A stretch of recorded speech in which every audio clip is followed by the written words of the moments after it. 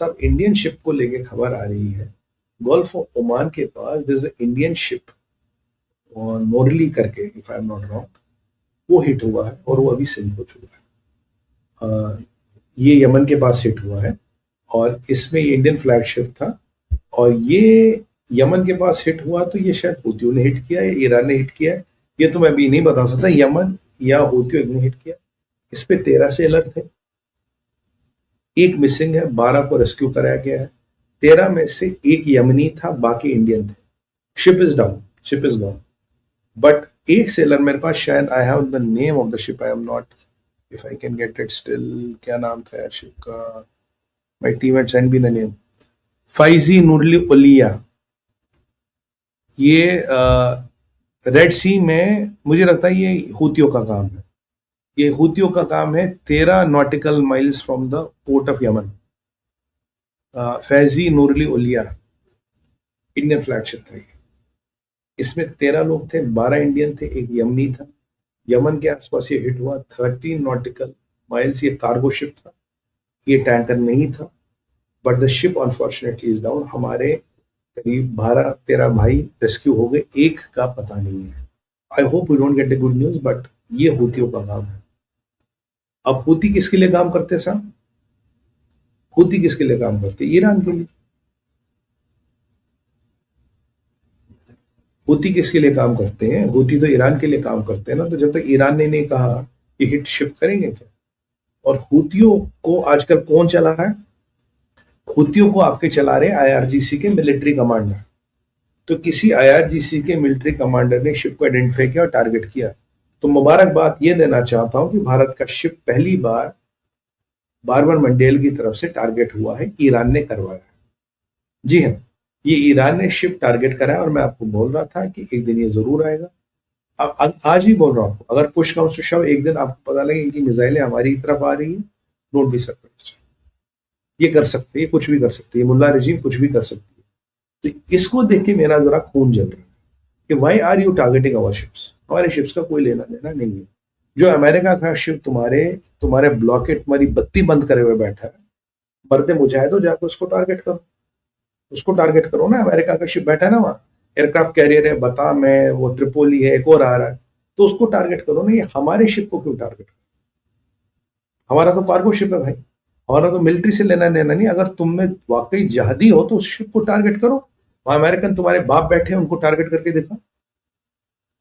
बेगुनाहों को और बेगुनाह शिप्स को टारगेट करने का क्या मतलब है? ये तुम्हारे आतंकवादी होने का प्रमाण है। ये रिजीम है ही आतंकवादी, है उसका प्रमाण। और इनके सपोर्टर्स में तो मुझे इतना गुस्सा आता है, मैं आपको क्या बताऊं। एनीवे, मैं अभी आज अपने गुस्से पर थोड़ा कंट्रोल कर रखा हूं। अब अरामको पे चलते हैं। अरामको आप जानते हैं कि दुनिया की सबसे बड़ी ऑयल कंपनी है। By the way, American oil companies are minting money.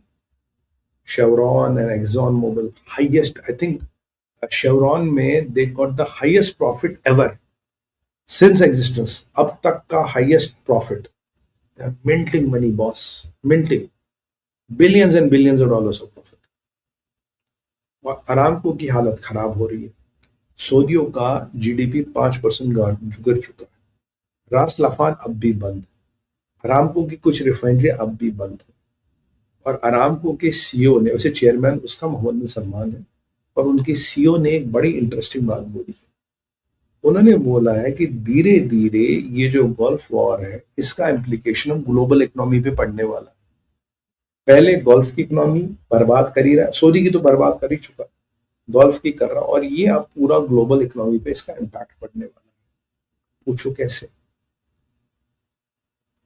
Sumit भाई कैसे पड़े? मैं आपको बताता हूँ कैसे पड़े।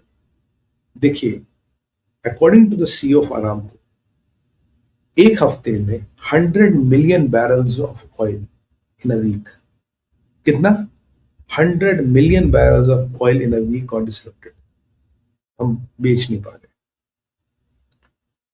और ये ऑयल जितना अभी शॉर्टफॉल हुआ है, तो दुनिया में हर कोई अपने रिजर्व से तेल निकाला, भारत को छोड़ के। भारत ने अपनी व्यवस्था कर ली, पुतिन भाई जिंदा। इसीलिए मेरे को कॉमेडियन पे बड़ा गुस्सा आता है, ज़ेलेंस्की पे। हमने अपनी व्यवस्था कर ली। चाइना अपने रिजर्व से तेल निकाला, चाइना का रिजर्व मैंने आपको बोला था बहुत बड़ा। अगर आज हमें उन रिजर्व्स को वापस भरना है प्रे वॉर की कंडीशन में। हमें 18 महीने का समय चाहिए, 18 months to fill the reserves back to where they were. 18 months the world has to operate normally. There has not to be one single disruption. 18 महीने में भरोगे। अल्टीमेटली क्या होगा, दुनिया में तेल के रिजर्व्स कम होंगे। तेल के रिजर्व जैसे कम होंगे, जो ट्रंप अभी एक ही चीज से डरता है वो है global economic disaster. Middle east का डिजास्टर तो है ही, अरब कंट्रियों का डिजास्टर तो है ही। इसीलिए मोहम्मद बिन जायद करे जो भी करना जल्दी करो, मैं वैसे ही तेल पे ज्यादा डिपेंडेंट नहीं हूँ, जो करना जल्दी करो, मेरी ट्रेडिंग, मेरे शिप, मेरे पोर्ट्स सेट हो रहे, मेरा फाइनेंशियल बिजनेस सेट हो रहा, आपको जो करना ट्रम्प साहब जल्दी करो। अब मोहम्मद बिन सलमान पूरा टोटल तेल पे डिपेंडेंट है। अगर ये कहानी ऐसी चली रही और एस्केलेट हुई तो धीरे धीरे आप you will want more oil, oil है नहीं, आपके रिजर्व्स कम होंगे, और जो टॉप बड़ी इकोनॉमी है उन पर ज्यादा इंपैक्ट होगा, और छोटी अफ्रीका की इकोनॉमी और देश बैंकरप्ट हो जाएंगे। बड़ी इकोनॉमी यानी कि India, China, Germany, Japan, they will be kind of more impact. और जो छोटी अफ्रीकन कंट्रियों में इकोनॉमी है, कुछ उनमें से लुप्त हो जाएंगी, दे विल बी बैंकरप्ट। तो ये global oil crisis, global economic crisis बनती नजर आ रही है। तो इसीलिए ट्रंप की रणनीति है कि तेल 105 के ऊपर ना जाए, 100-105 तक रहे, ताकि इतना झटका हर कोई सह ले। अगर ये उसके ऊपर गया तो इसका झटका बहुत सी इकोनॉमियां नहीं सह पाएंगी। And then when the reserves are already depleted, you need 18 months to fill back those reserves, and you have no certainty of the production, correct? And even the facilities might be hit more, so you are looking for a disaster.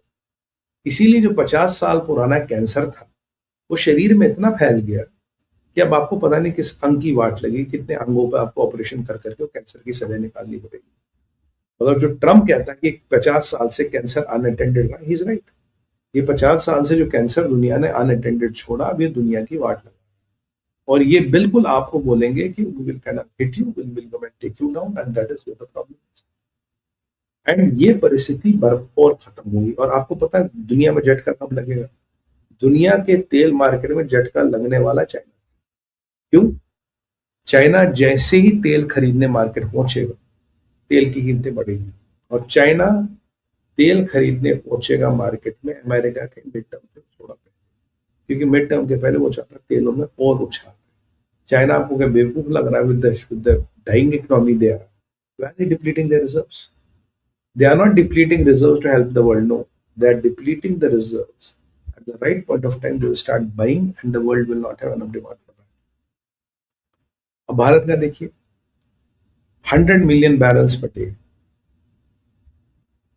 हम 2.6 million barrels per day import करते हैं, और बहुत बड़े importer, 2-3 million barrel average हम import करते हैं, second biggest importer of world. ये 100 मिलियन बैरल्स पर वीक है, यानी कि दिन का 10-12-13 मिलियन बैरल। तो अब सोचिए कितना क्वांटम ऑफ डैमेज हुआ, इसके रिपल इफेक्ट्स कहाँ आएंगे। सो अगर आपको ये युद्ध जीतना, अब ट्रम्प के पास ज्यादा समय नहीं है, he has to win this very decisively and make sure the oil things are open। इसीलिए रूबियो कह रहा है कि स्ट्रेट इज ओपन, उस पर तेल जा रहा है। अमेरिका की स्ट्रेट को लेके हवा टाइट क्यों होती? Because they don't want the oil price to. ये अब इम्पोर्टेंट आपको समझना है। अरामको के सीईओ का स्टेटमेंट इंपॉर्टेंट है। ये आपको किसी न किसी तरीके से सऊदियों की मजबूरी और वल्नरेबिलिटी भी समझाता है। व्हाट इज द मजबूरी एंड वल्नरेबिलिटी ऑफ सऊदीज? भाई सऊदी सुबह। अब चलते हैं, इसके बाद चलते हैं आपके चाहिए पाकिस्तान पे। पाकिस्तान, अरे टाइम बहुत हो गया। पाकिस्तान में कांडों की लिस्ट पड़ी है। पहला कांड ये है कि पाकिस्तान में अराची साहब का आगमन का प्रस्ताव था। अभी तक अराची पाकिस्तान नहीं गई। पाकिस्तान अराची के पैर पड़ रहा था, कह रहा था यार यहाँ आके एक चाय कप पी के निकल जाए। कह रहा क्यों? कह रहा सर हम धंधे में वापस आ जाएंगे, हम लाहौरी चूरन बेचेंगे, बहुत बड़ी मुज़ाकरात करें, IMF मिलेगा, वर्ल्ड बैंक मिलेगा, कर्जा माफ होगा, एशियन डेवलपमेंट मिलेगा, खैरात ज़कात फाउंडेशन इंटरनेशनल में हमें मिलेगा, और इंशाल्लाह कश्मीर लेंगे, इंशाल्लाह अफगानिस्तान भी लेंगे, और इंशाल्लाह डोनाल्ड ट्रंप फिर लाहौर में आके रहेगा। और पीट हेक्सेट की हम पीस हेक्सेट को मुनीबुल्ला GHQ रावलपिंडी में छोटे से गराज में बोलेंगे तो दफ्तर खोलो, और हमारे लिए मरेंगे भी फिर अमेरिका, क्योंकि जो अनपढ़ जनता होती है उसे चूरन चाहिए बेचने को। तो ये चूरन तब आएगा जब आप हमें कहीं ना कहीं लाओगे। अगर आपने हमें दूध में मक्खी की तरफ निकाल दिया साहब, तो हमें चूरन कैसे बेचेंगे? समझो गरीब लोग हैं।